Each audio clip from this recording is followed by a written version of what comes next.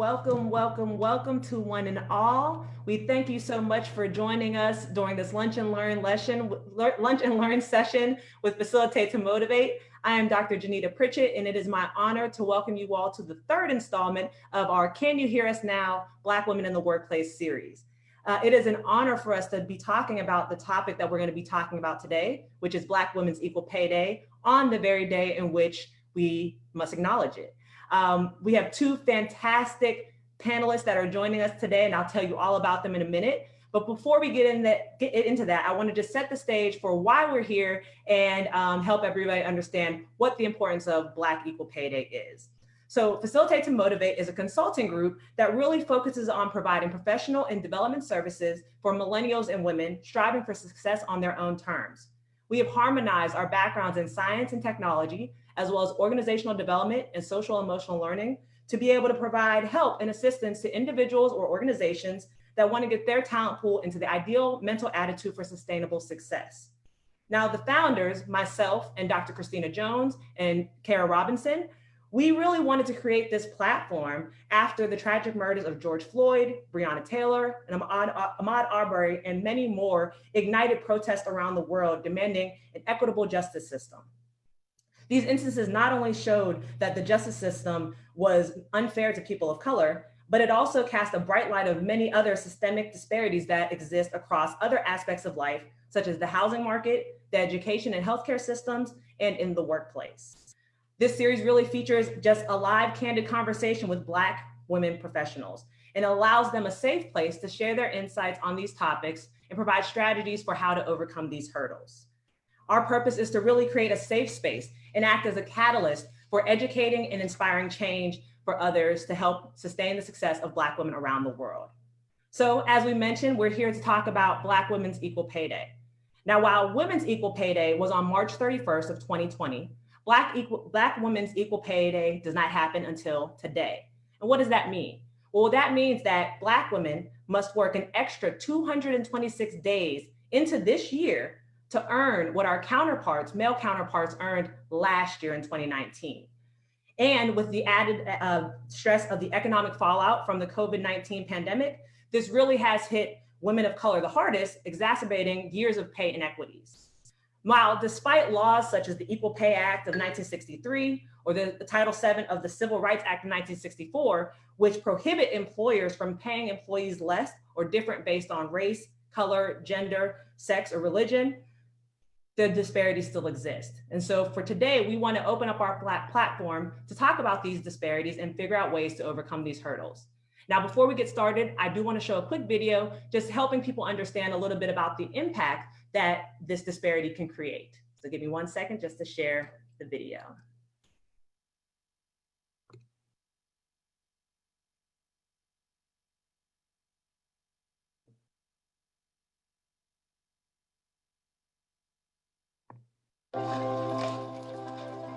Take one. I've been a cement mason for 22 years this year. I am a restaurant server. I'm an IT program manager. Have you ever thought about how much more money you would make if the pay gap didn't exist? I try not to think about how much money I'm missing out on. Can you just flip that card around?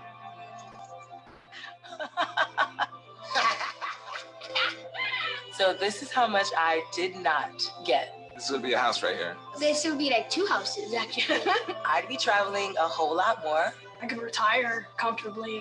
It would definitely go towards my son's education. 38% counts. 38% counts. 38% counts. It matters for women. It matters for families. It matters because it's the right thing to do.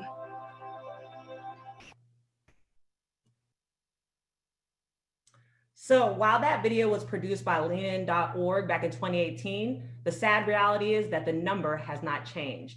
To date, Black women earn 62 cents to the dollar of our white counterparts, and we must figure out a way to overcome that. So it is my honor to introduce our two panelists that are joining us. We did have a third who had a conflict that came up, but of course we're going to keep the party going. So our first panelist that I want to introduce is Dr. Monica Sylvain. Monica Sylvain recently transitioned from the C-suite in corporate America and founded Monica Sylvain Consulting, a management consulting firm and trusted advisor of diversity, equity, and inclusion strategy and execution. She has nearly 30 years of proven experience leading in financial services, commodity chemicals, higher education, and the not-for-profit sector. As a trailblazer in every season of her career, she is a strategic thought leader with extensive mastery of corporate social responsibility, ESG, board diversification, inclusive culture transformation, identification and retention of top diverse talent in building game-changing nonprofits. Dr. Sylvain has won numerous awards and is a highly sought-after consultant, speaker, and coach. Most recently in 2019, she was honored by Savoy Magazine as one of the most influential women in corporate America. Dr. Sylvain earned her analytical chemistry PhD with honors from Louisiana State University and graduated at the top of her class, receiving her BS in chemical engineering from Howard University. When we asked what 3 words she would use to describe herself, she said she is a change agent, a strategist, and an executive coach. Welcome, Dr. Monica Sylvain. Thank you so much for joining us. Thank you, Janita. Thank you for that welcome. Absolutely. Up next, we have Dr. Ashley Taylor. Dr. Ashley Taylor currently holds a position as a specialty beauty scientist at Neostrata, a division under Johnson & Johnson. At Neostrata, she is responsible for formulating skincare products within the anti-aging realm for brands such as Neostrata, Exuviance, ROC, and Neutrogena. She is a professional researcher with extensive experience analyzing technologies for product development in global, consumer, and academic fields. Dr. Taylor is an experienced skincare formulation scientist with extensive knowledge leveraging and developing collaborative partnerships between research and development, marketing, packaging, quality assurance, and consumers. Dr. Taylor earned both her master's degree in polymer chemistry and PhD in analytical chemistry, also from Louisiana State University, and her BS in chemistry from Winston-Salem State University. When we asked Dr. Taylor what 3 words she would use to describe herself, she said she is a risk taker, a thought leader, and very versatile. So welcome, Dr. Ashley Taylor. Thank you so much for joining us. Thank you. Now, I do want to remind our audience that's watching us live on Facebook that we want you all to engage with us. So we have Kara, she's going to be monitoring the chat box. So feel free to drop any comments, questions that you have, and we'll be sure to address them throughout our live dialogue. Now, before we get into the actual questions, I want to do a quick poll. And so audience, if you're listening, feel free to drop your answer, raise a hand, say me too in the chat box. And those ladies on the platform, please just raise your hand if this applies to you. So please raise your hand if at any time in your career you have suspected that you were paid less than your counterparts. All right, we'll give the audience a few minutes to chime in as well in the chat box. All right, I also want you to raise your hand if you have ever discussed the gender pay gap, or specifically the Black women's pay gap, with others, and they bring up anecdotal experiences like Oprah or Jay-Z or a Black person in the organization that is doing well, as if it is the norm and not the expectation.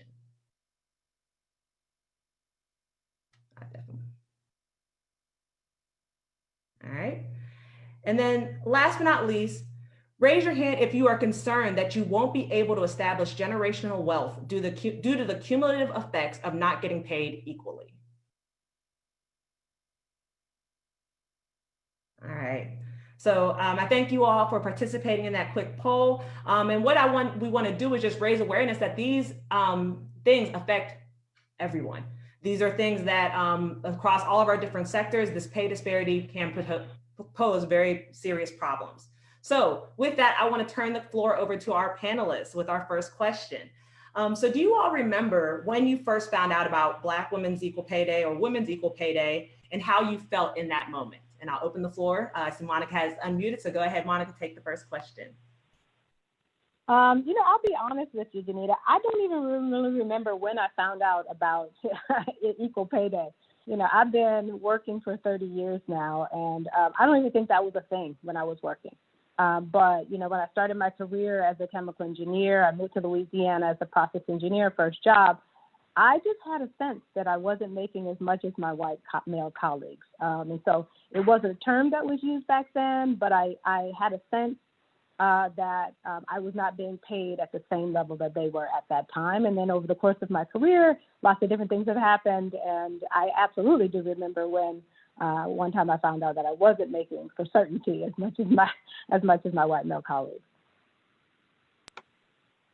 And so, I want to ask a follow-up question to that, Monica. So in that moment when you Yeah. found out, how did you feel? What feelings came to mind when you thought about that? I felt outraged. I was angry. I'll tell you really quickly what happened. I went to pick up, so we were working in an area where there was just one printer where everybody was printing from at that time. This was years ago. And I went to pick up something that I had printed, and lo and behold, when I got to the printer, one of the supervisors had printed out a sheet with people's salaries on it. I don't know if they were going to be looking over, having performance review conversations or what they were planning on doing. But I picked up this sheet and I saw my name and I saw everybody else's name, and I saw a huge disparity in what I was making and what they were making. And I was outraged. I was angry. I was upset. Honestly, I really didn't know what to do. I was shocked. Because like I said before, I had suspected it, a few years before, but now I had actual evidence in my hand. Thank you for elaborating. Ashley.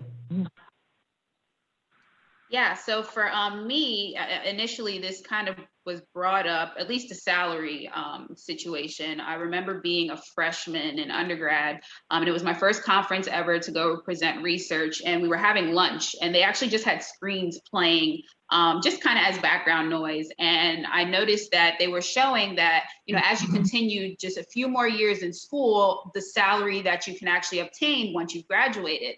And so for me, that was kind of motivating factor. I'm like, oh my goodness, like I could be making all of this if I just continue my education. And so, finally graduating with my doctor from LSU, I'm like, okay, give me to the money. And then I'm like, something ain't adding up, because I don't remember that number, when it was posted on that screen. Like, where's the rest of this money? And so for me, when it comes specific to Black women, it actually was in graduate school when I learned like there was such a huge disparity. And it was something where I kind of felt like, yep, that sounds like it makes sense, because there's usually something where they kind of leave us out of the equation. And so it didn't really hit reality though until it was my time to sign off, on now I'm starting my career. And I'm like, wait, so that's all we're gonna do? Like, we ain't gonna see this number that you showed me. So definitely it became a reality once I was entering, I guess, the workforce.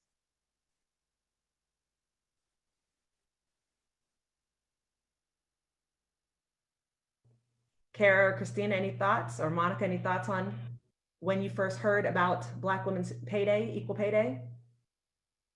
Well, when I first heard about it, I kind of like suspected, that we're probably not going to get paid up to, based on our output. Because, a lot of times as Black women, we work really, really hard because we were told hard work and you will earn that money. And you find yourself going the extra mile, working the long hours. But then you're seeing everybody's like living that good life and like, well, where'd they get all that money from? We do the same thing. You try to wonder like, am I not working hard enough? But then when I found out it was actually, it's a real thing that I may not be getting paid the same amount as my male counterparts. And it seems as though there's nothing I can do about it. I really, like Monica, I was really angry about it. It's like, I work hard. Can I just give me what I earned? Thank you. Yeah, for me, it was probably similar to Ashley. I feel like it was the beginning of grad school where I realized that, okay, there's a women's equal pay day. But the intersectionality piece didn't hit until near the end when I was taking a science policy course. And I was just like, of course, I should have known that Black women are going to get paid less than even the average for all women, right? Because we're always last in everything when it comes to quality of life.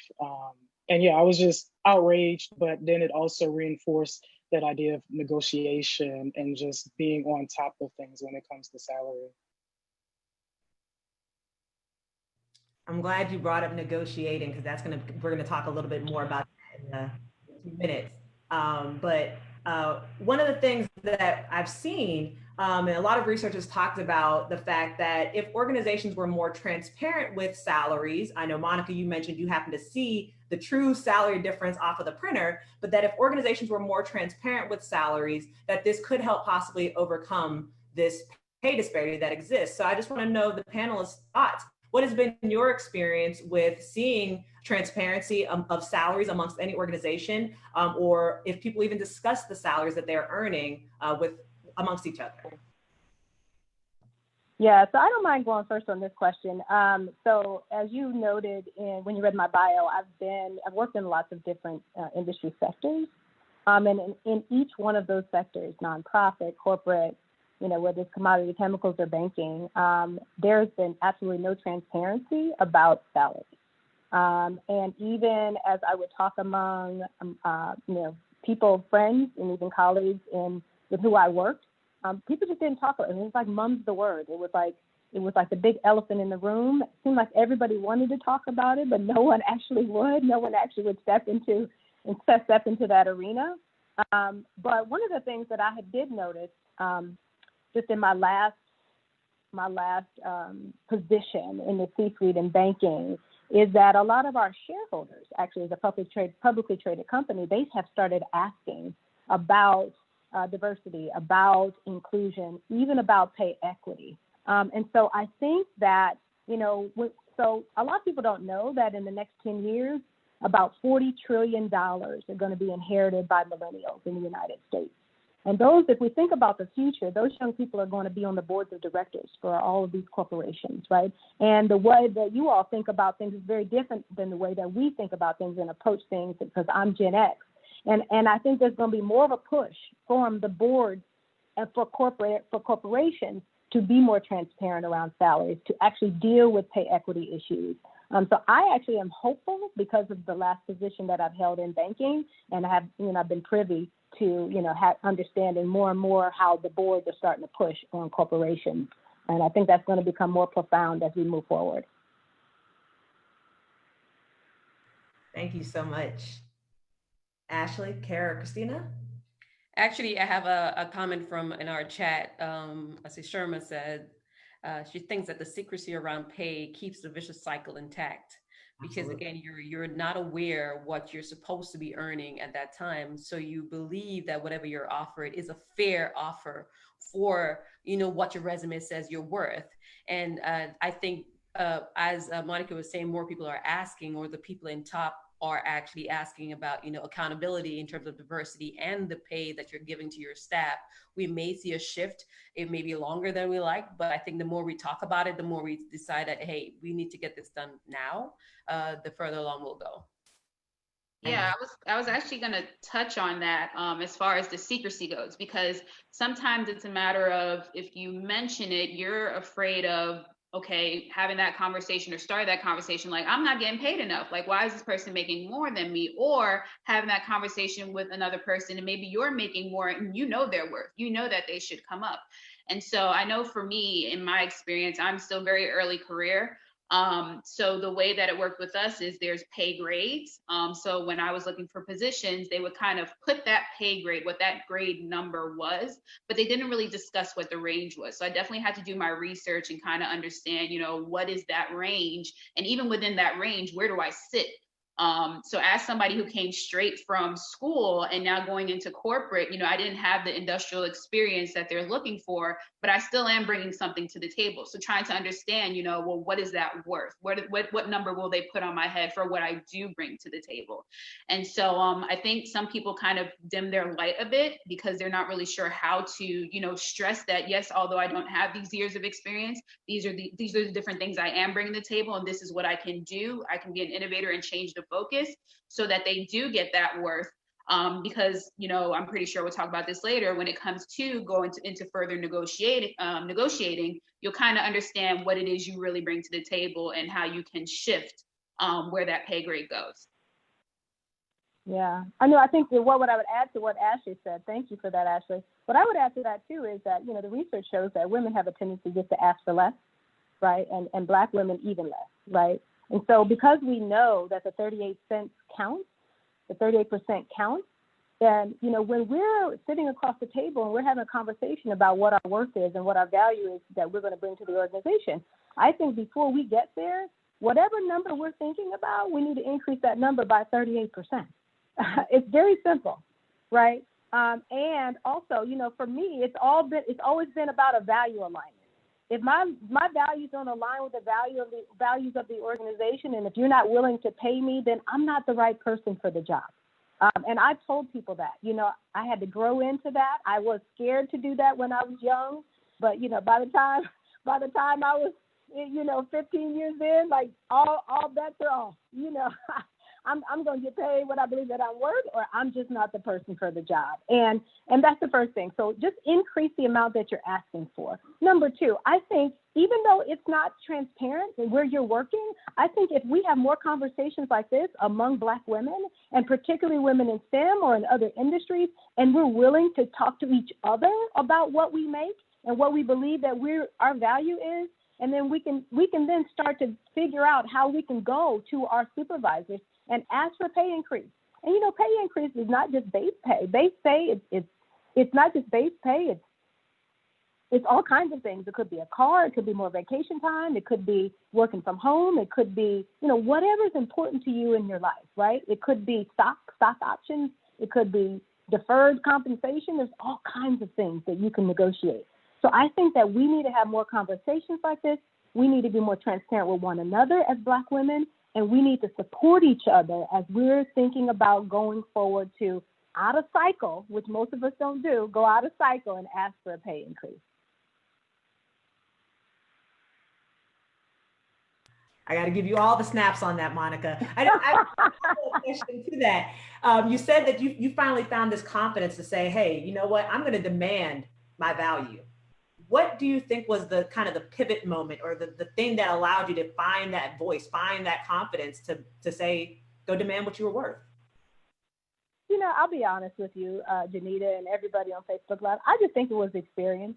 I just got sick and tired of being sick and tired of not being paid what I believe that I was worth. And even today, I'll be honest with you, even in my last position, okay, so think about it. So I started my career in corporate America at 22. I didn't go back to corporate America until I was 50. So there was a huge gap there. So even in my last position that I just left out of the C-suite, I don't believe that I was paid as much as I should have been paid. But that was because I was out of corporate for so long. Had I stayed in corporate America and had been privy and had been having conversations like this with other people along the way, I would have definitely been paid at that level. So I think it's just more about saying, hey, the buck stops here. I'm tired of this. Either you're going to value me and value what I'm bringing to the organization, and you're going to actually listen to what I'm saying, because 9 times out of 10, our pedigrees are better than the people who we're competing against when we go to interview for these positions, and we all know that. So one, why shouldn't we ask for what we're worth and be willing to walk away if they're not ready to give you what you believe that you deserve? I mean, that's just to me, that's just the bottom line now. I don't even want to have a conversation if you're not willing to do that. And let me just add to that. My bank just merged with another bank. They actually approached me to head up diversity and inclusion for the combined bank, the new bigger bank. Can you believe that I turned those people down? And guess why? I turned them down primarily because they were unwilling to meet me where I wanted to be in terms of my compensation package conversation. And so I'm not telling you what I just believe theoretically. I'm telling you what I'm actually living. And so this is so important that we're having this conversation, and I'm so glad to be a part of it. I kind of want to piggyback off of that. I'm really appreciative of you, stressing the confidence level, because again, this was just kind of a little pre-chat that we had with Kara when we were talking about, you have this number in the back of your mind because that's where you started. And you think that anything that they give you beyond that, oh, I should be grateful. Like, I have this job. And I kind of want Kara to kind of talk about that situation too, because, especially when you're coming out of grad school and going into corporate, you're not really sure. So anything looks like an amazing car, an amazing house to you. You think, oh, you want to give me an extra $1? I mean, I'm happy. I'm great. I'm rich. Let's do this. Let's hop on the next jet. But then it's like, no, like they really played you. Like you didn't really get nothing, and then you took the first offer. So then you really ain't get nothing because they had more to offer. And so I think I really appreciate that. And that's gems and sparking inspiration for me when it comes to that time, in the sense of kind of gaining that confidence, as you kind of experience the different things that you're doing within your job and outside of your job and how that builds you up. Now, pretty much when to walk away. And especially me coming out of grad school where the offers aren't really there. So then you have that first offer on the table, you kind of don't want to walk away because you're like, oh, will anybody give me anything? You know, I don't have anything to walk to. So I think it's amazing. And I love hearing, you know, you build that confidence over time, because honestly, coming out of grad school, I just wasn't sure. Yeah, I definitely want to add to what Ashley was talking about in terms of the whole idea that we should just be grateful we're here. We made it in. We walked through the door, whew, squeaked in, and we're here now. And we did not realize or do our research to figure out, okay, you're getting through the door, but at what level are you getting in? And something that I like to highlight is like for Black people who are immigrants of the country coming into the country.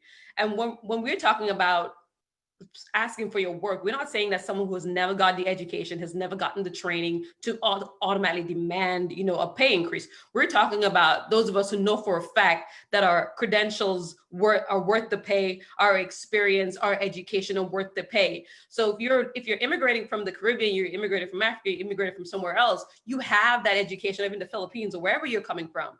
You're trained, you have your PhD, you're a doctor, then you move to the US and you figure any job will do.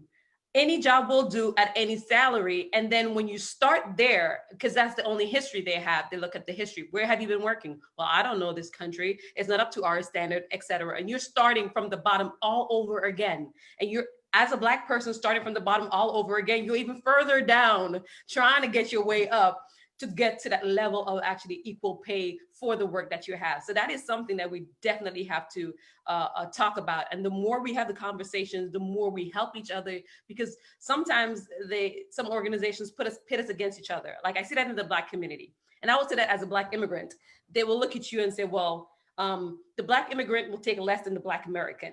You know, there is that conversation, that one that we don't really talk about, that nuance. So say, well, sometimes I prefer to hire someone from X country because they will take less dollars than the American who will not take the amount of dollars that you're offering.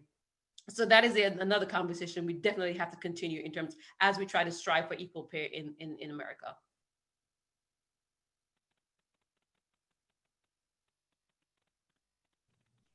Monica, we can't hear you if you're saying something.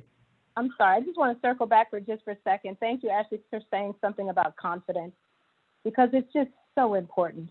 And I just want to put this out there that the truth is, I think society tries to tell us as Black Americans that we should be grateful, right? Yes. That you should be grateful that you have a job, honey.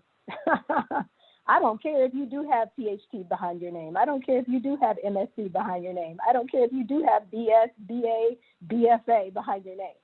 And so I think that's one of the things that we have to work through as Black women, this idea that, you know, we should be grateful. No, we shouldn't just be grateful. We should demand exactly what we are worth. And, you know, our worth, going back to what Kara said, has been proven by what we've been able to deliver, right? In terms of where we've worked in the past, internships that we've had, and all of those things. So, you know, it goes beyond just the letters behind our name. It goes behind the fact that we've actually delivered results wherever we've been. And we've shined like a light, and we should own that light, and we should make sure that people understand that I'm not going to accept anything less than what my value is.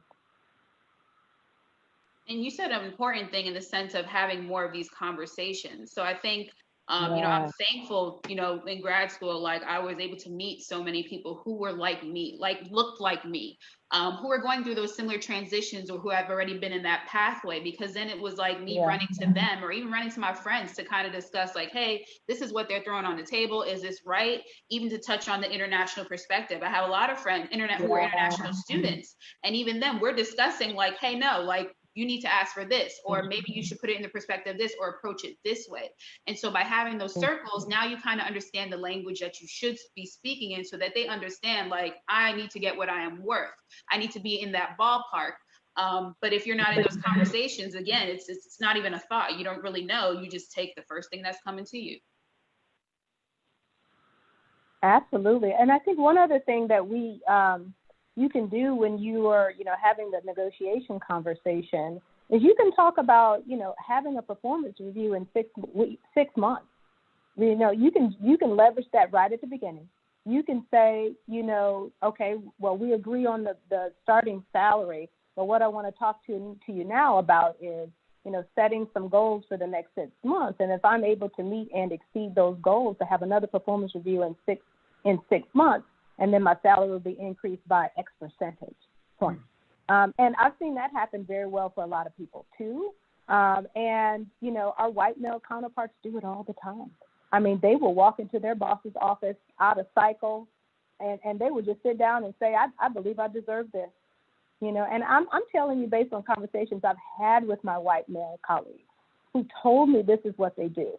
And so we just need to do the same thing. And I know it takes time to build that confidence. I know it, sometimes you're just so upset and outraged, you just throw your hands in the air and you start looking for another job because you're like, this is ridiculous that I even have to fight this battle.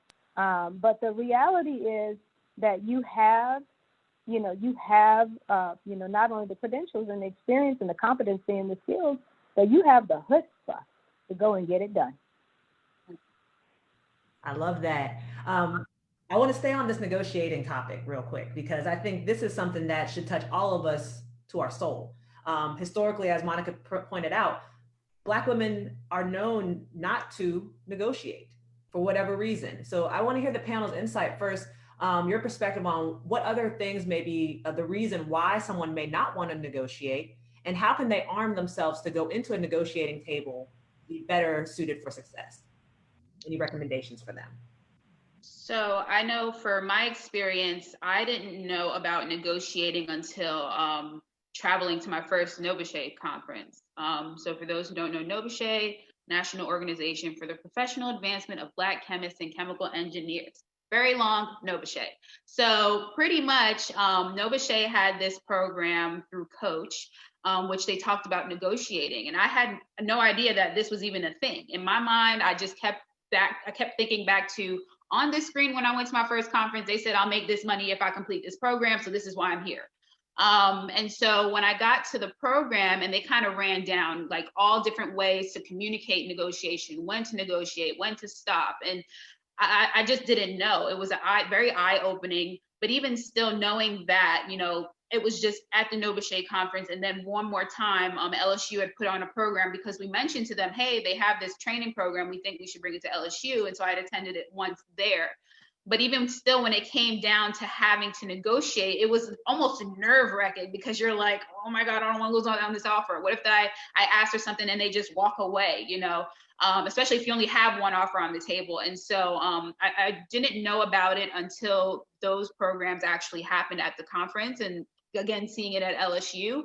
But even then I felt like this isn't just a program we should talk about for an hour and a half. Like, there's so many things we need to go in depth, in the sense of people still may be missing out because maybe they're not negotiating correctly.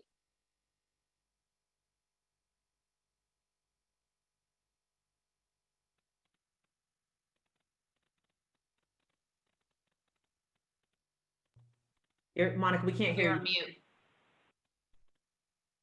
Mute. Negotiating is an art. And the fact, Ashley, that you were put in a position to even learn that it's, some of the things that you should do and you shouldn't do, that's really important. And I'm glad to hear that that's happening. I'm hopeful that begins to happen for more and more Black women. But like I said before, we can, even if it's not happening, through a national organization like that, we can come together and do that. But I think, a lot of Black women, they just don't know. Like Ashley first said, is that's a thing, that negotiating is a thing. A lot of Black women, are first generation college goers. There's nobody in their family that, had a master's or a PhD or a bachelor's degree, so they don't even know, what needs to be discussed, when it comes to, they just glad to have a job. And that's just the truth right there, bare bones truth and reality. But then I think the other thing is that Black women, we just kind of, I don't know why we do, I feel like we just cut ourselves short. We just, this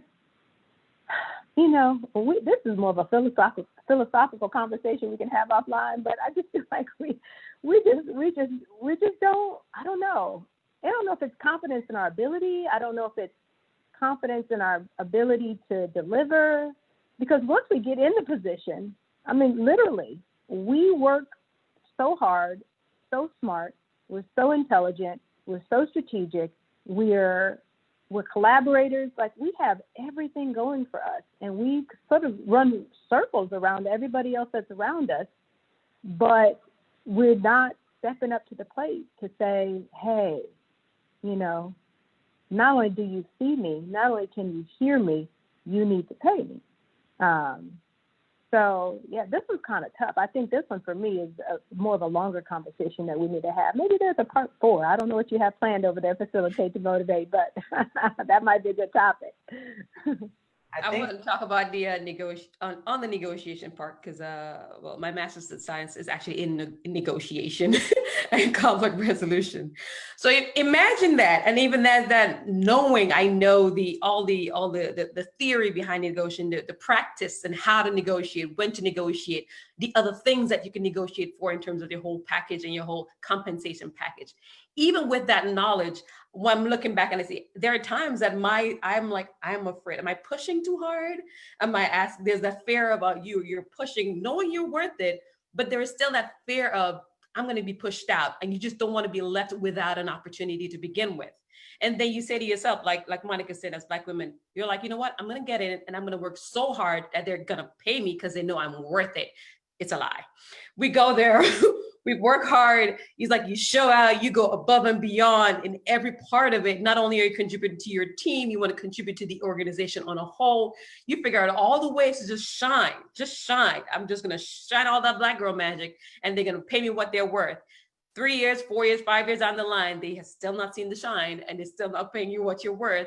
And it's like, you wonder, what is it? Like, the question we probably is a conversation we want to ask. What is it? What really is it about the fact that we do know, some of us do know how to negotiate, we push for negotiation, but there's still a fear of being left out of the organization completely if we push too hard?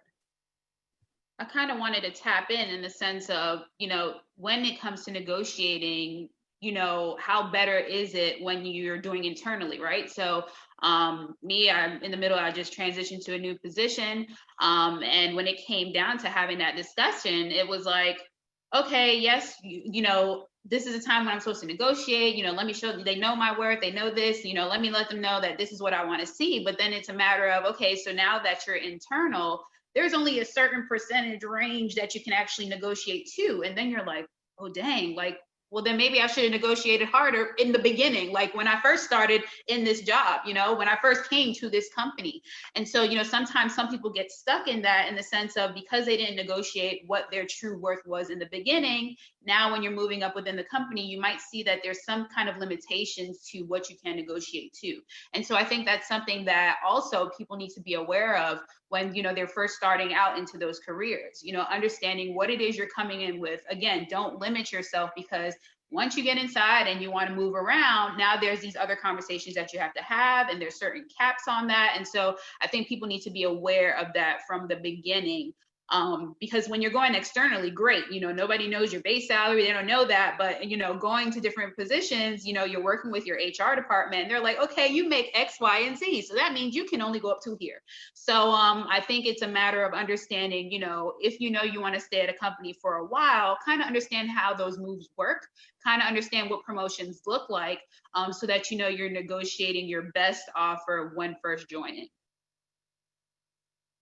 It makes me think of compound effects, and it reminds me of, I think it was the National Law Center that published something within the last couple of months that showed that Black women, over the course of a 30-year career span compared to white male colleagues, on average, we lose almost $1 million. And that's just insane. So on average, we have to work until we're 85 to get what a white male would make at the age of 60. I think that's right. Am I right? And so, yeah, but then there's the piece of when you try to negotiate and you can't, right? So for me, Coach at Nova Shea was the event where I found out, okay, so not only should I be thinking about salary negotiation, I should be thinking about a home. I should be thinking about, I mean, I can be as petty as a cell phone, or not petty. I mean, if I'm using a personal communication device for your job, you should be paying for the cell phone, right? Parking spaces, just there's a whole array of things, bonuses, your bonus structure. And even within government, you know, there are a lot of different things that can be negotiated that people don't think about. Your healthcare, your leave accrual, and how that takes place. And so in my life, though, there was only one person, my godkid's dad. I feel like every time I would visit home in Louisiana in this 3-year time span, he negotiated like a white male. This man almost every year had a different job, and we'd have conversations about how he negotiated, what he asked for, and what he was successful in getting. And most of the times he was always successful in getting what he wanted. So that was the thing that solidified it, that, okay, this happens, this is what I need to do. And then the very first time I tried to negotiate, it was just like, no, we can't, it's not there, the finances aren't there, you know, whatever. I also understood the financial time that we were in. So I accepted that, right? And then it comes up again and I'm stifled from negotiating again. And I'm just like, but that's the piece. There are Black women, there are people, we're out here negotiating, but it's just, you know, we're told no. And that's not talked about enough, because it's like, what do you do in that case? Because at this point, you made me feel undervalued. At this point, I'm just like, okay, it is probably time to move on, because I'm not straight out of grad school anymore. I've had a few years to build that confidence and know my worth, and my worth is clearly not for your organization. You know, like that's also a piece that's missing, because I feel like there's a lot more of us out here that are trying to negotiate, and that might not be captured. Yeah. No, I'm so glad you said that, Christina, because it made me, what you said just made me think about the fact that, you know, with us women are out there negotiating. And then I guess my follow-up to you was, did you believe them that there was, the money wasn't there, the finances aren't there, right? Because I've been in a position before where I didn't believe them. And down the line, it panned out that this wasn't true. It wasn't true. And why they weren't willing to increase my pay or just meet sort of what I was asking for, I'm not really sure why. I mean, I've got my own thoughts about that, but just curious on your end, did you believe them? No, the money's always there, right? The first time I think it was just a defense mechanism. It makes it easier to swallow, but no, the money's always there. And I mean, a salary is a drop in the bucket compared to your overall budget. If you want people to feel valued, if you want them to stay and contribute to your organization, you pay them. The money's there. Yeah. That makes me think wanted you to say that out loud. Thank you. That makes me think of, you know, and then even the point of when you're negotiating, right? And as women, as Black women, we undershoot what we know we really want. Because we're trying to be like, maybe I shouldn't ask that much. Am I looking too greedy? And then they just say yes that quick to that offer. And I'm like, dang, like I should have asked for more. Like, why didn't I, shoot for that number if it was going to be that easy? So, it's just one of those things in our nature where we just don't see it. We think like, oh, maybe we're being too greedy and stuff like that. But people are asking for the wazoo and getting the wazoo. So it goes back to what we said. It's just building that confidence and then going to your point of believing them, right? We believe they're doing the best for us, but honestly, the company is about the company. Business is business. If I can keep more coins in my pocket and not pay you that, I'm going to make sure I do such. So, and now you just had said earlier about the fact of whatever you're thinking about going in and saying you want, tack on 38%. That to me, I think that's the gem I'm leaving with for today. It's to tack on my 38% up front to make sure I get it. So I have a question, Janita. Go ahead. What's the question? Someone from this asked, how do you answer the question of what was your last pay? Like when you're going into a job, probably that's a good question. If you're trying to get you're being offered a job or you're interviewing and asking when was your last pay, how do you answer that question and not box yourself in a position where you can't negotiate for more? So personally, I'll kick that one off, a strategy that I use, and this is more so not necessarily if I'm asked in person, but if it's asked on an application.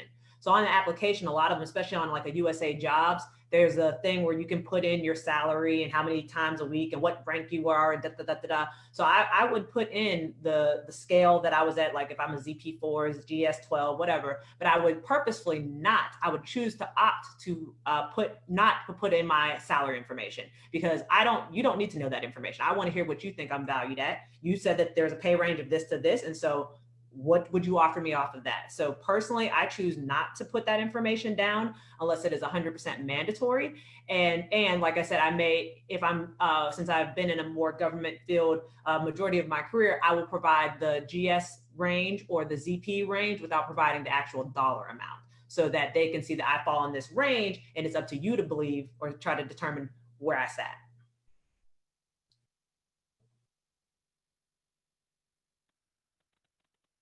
I think that what I would add to that is, I guess for me, and I guess this is more specific to me, and it could be generalized, is that, if you're interviewing for a role that is somewhat different, or, there may be other added responsibilities, and that difference exists there between this new role that you're interviewing for and where you were before, then, it's really simple. You can talk to them about how, the position that I'm applying for with your organization is quite different from the one that I applied, where I'm coming from. And so at this point, I just think that we just need to, have a conversation together about, what you believe my value will be to the organization.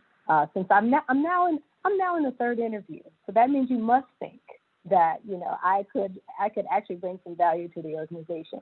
And so I think that's just a way to kind of pivot away from that. I don't think it's that difficult, honestly.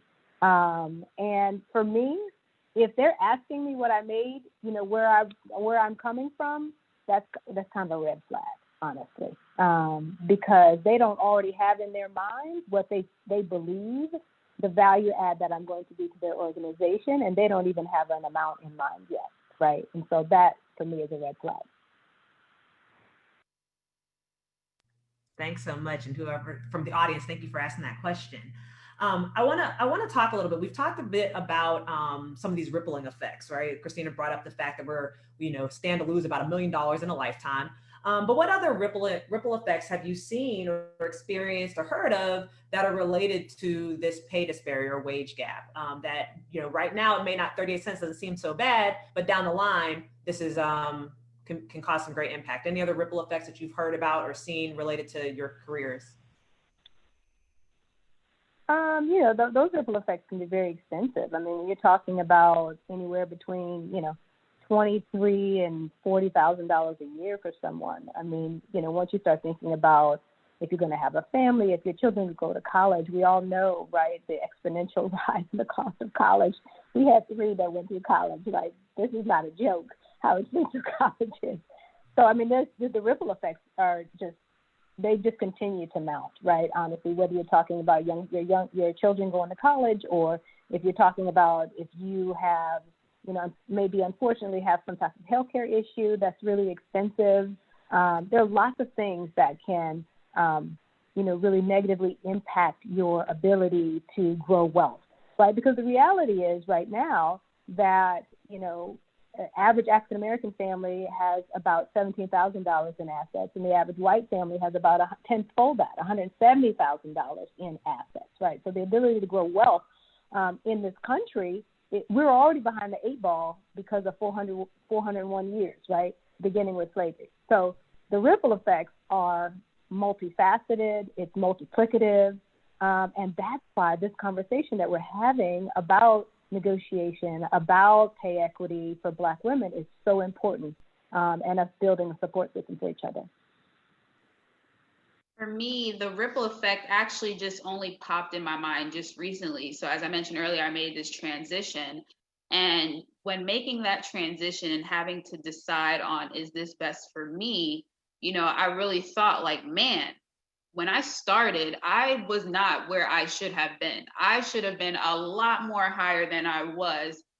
Just considering the fact that not only, what I'm coming with, I have the PhD, I'm coming in with these skill sets. It's not just about my science, the well-roundedness, it's what it is I bring to the table, different things that I can help people with.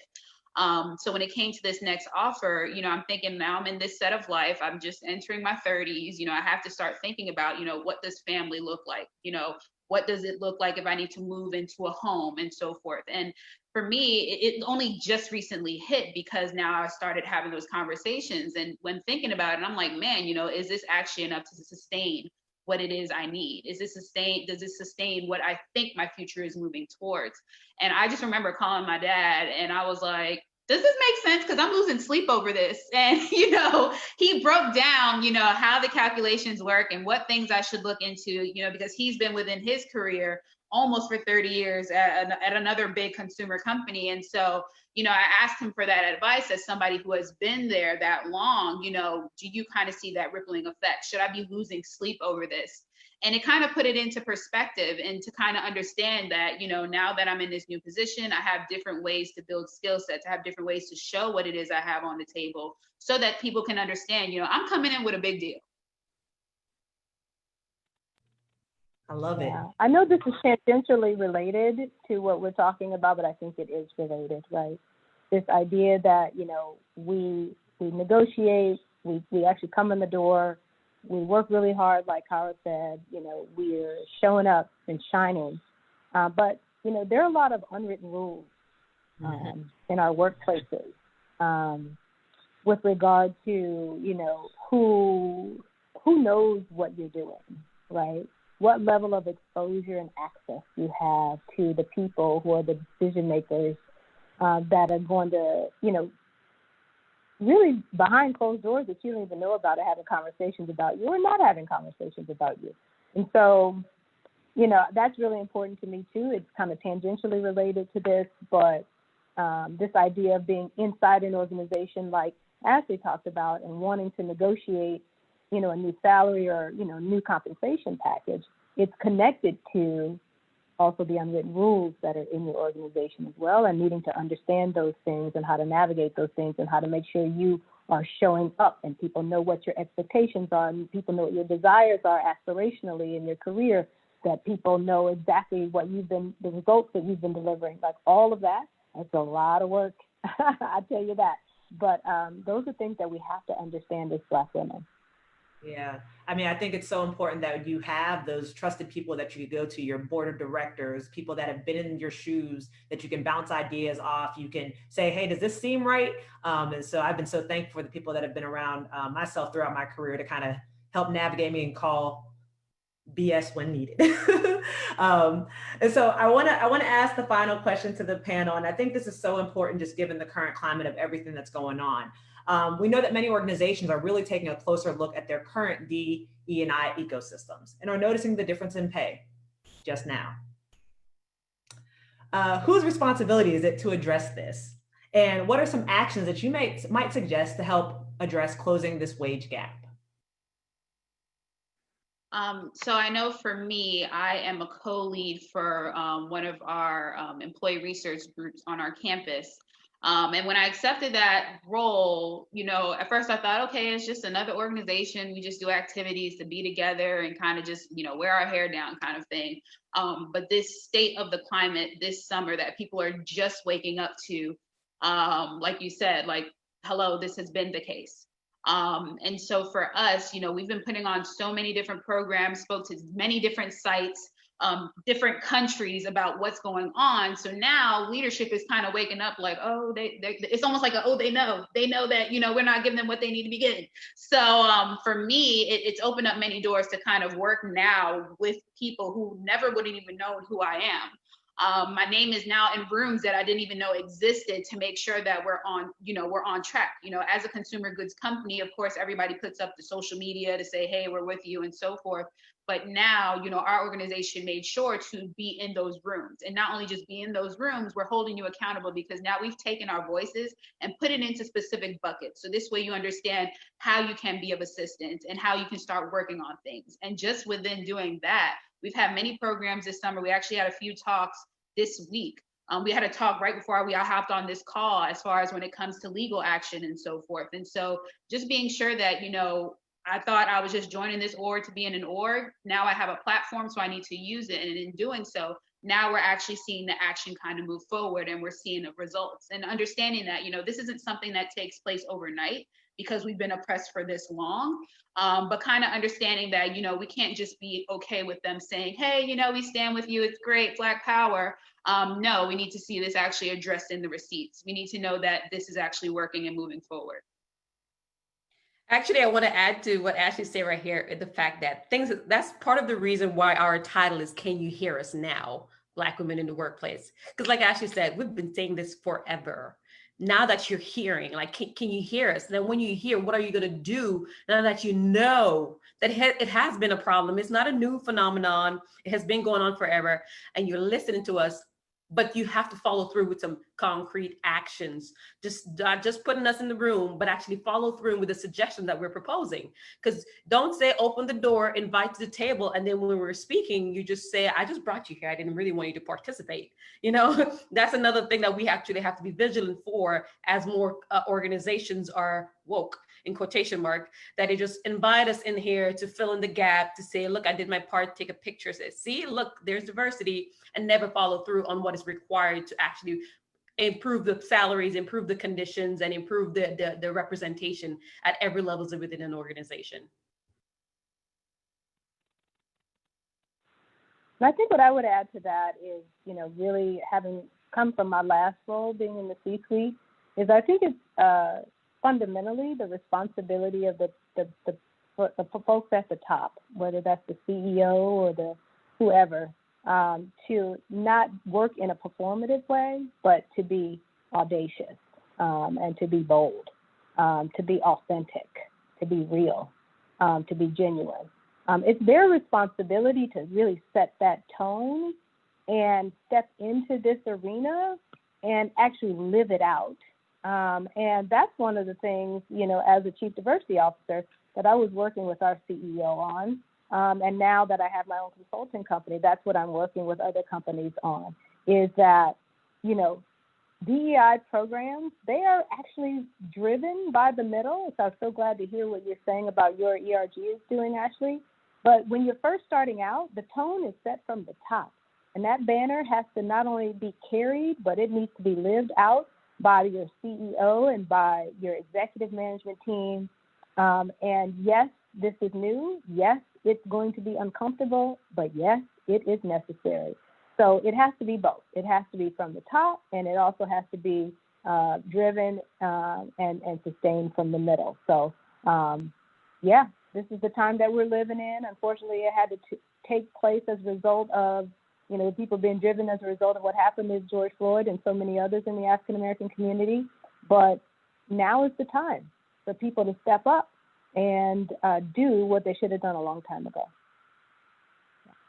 I think that's like the key point. It has to come from the top. You see organizations that do this very disjointed, certain business units, they try to tackle it their way, but at the end of the day, it doesn't matter. Like if the top leadership at your institution or organization does not have a plan for it, if they're not living it out, it doesn't matter. And we see through that. As employees, you see through it completely, and you know that it's not genuine, and you know that at the end of the day, they're not about to make anything right. I remember when we were thinking of the panel, this phrase came out of the conversations, and it was what I think: get it right, make it right, keep it right, right? So, you know, for new people coming into the organization, as far as pay disparity goes, like, you know what you're paying people. So that means don't lowball anyone, you know, like actually take that responsibility, get it right, pay people what they're worth. For the people that are already in your organization, make it right.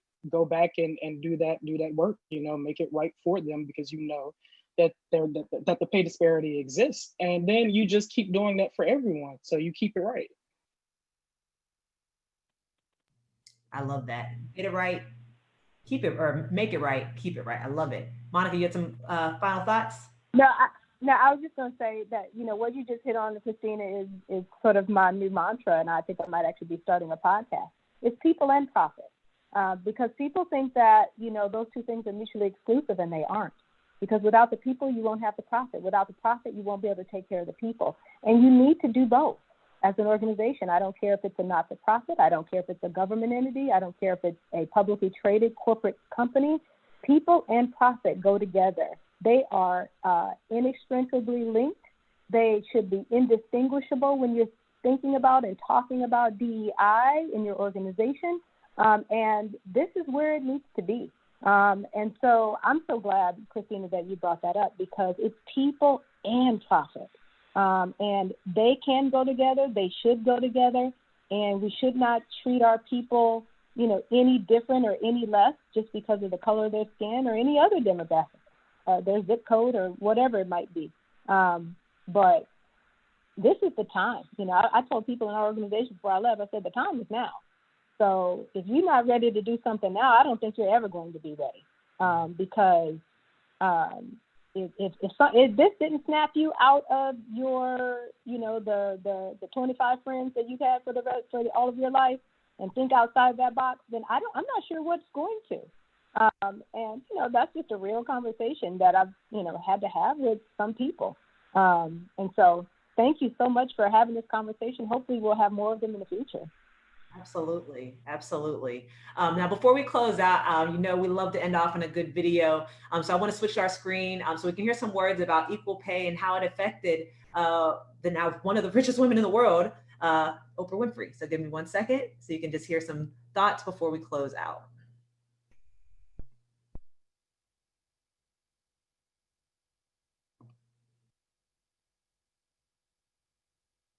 It was 1980. I was getting paid $22,000, and the guy who I was co-anchoring with was getting paid $50,000.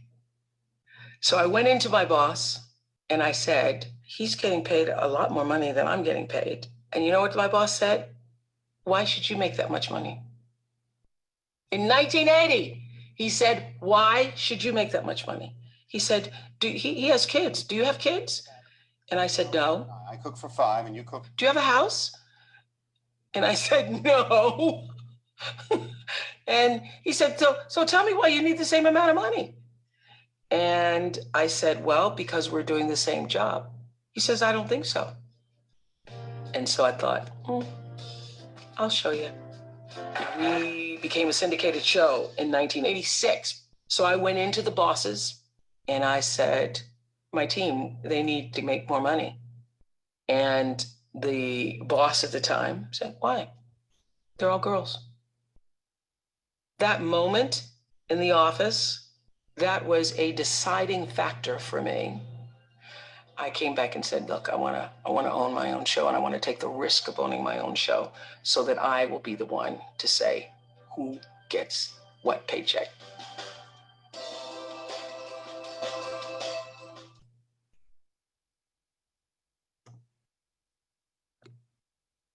So I hope that you saw that it was an old video, but again, we're still dealing with these same issues. And so we hope that by having these platforms, by having this discussion, by uniting together and using the power of our united voices, that we can start making a dent into that 38%. So once again, I want to thank our fantastic panelists, Dr. Monica Sylvain and Dr. Ashley Taylor, for joining us. Real quick, if you guys want to unmute yourself and let people know if they want to contact you, what the best mode to contact you is, and then we're going to go ahead and conclude. So Ash, I see you're unmuted. Go ahead and start. Oh yeah, so I can be found on Instagram at Mahi Mahi. That's MAHEE. Aside from that, if you want to find me on LinkedIn, I'm Ashley Taylor, PhD. I'm always open to talk to people. I always think it's best to always be open to talk to people because people did it for me. So please contact me via Instagram, LinkedIn. I'll be looking for your conversation. Thank you. Monica. Awesome. I'm glad to have been here today. I can be contacted primarily via LinkedIn, Monica Sylvain, PhD. Like I said earlier, I started a consulting company called Monica Sylvain, LLC. And then you can also reach me at info@monicasylvain.com. You can send me an email there. And I actually don't mind giving out my cell phone. You can call me at 504-559-6000. I know it sounds like a business number. It is a business number. But I'd be happy to have conversations with folks about this very topic or any other topic that may be of interest to you.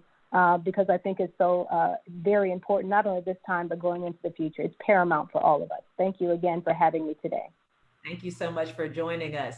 And for our audience, if you want to get in touch with us at Facilitate to Motivate, you can visit our website at www.facilitate2motivate.com. We can also be reached by email at info@facilitatetomotivate.com, on Instagram, Facilitate to Motivate, on Twitter, F2M LLC, and on Facebook, Facilitate to Motivate LLC. Once again, thank you guys so much for joining us during your lunch hour and joining in on this very much needed, crucial conversation surrounding Black women's equal pay. We hope you enjoyed. Stay tuned. We'll be back next month with a new topic. Stay tuned to learn what that will be. Have a great rest of your day, and we'll see you all next month. Have a great day. Bye.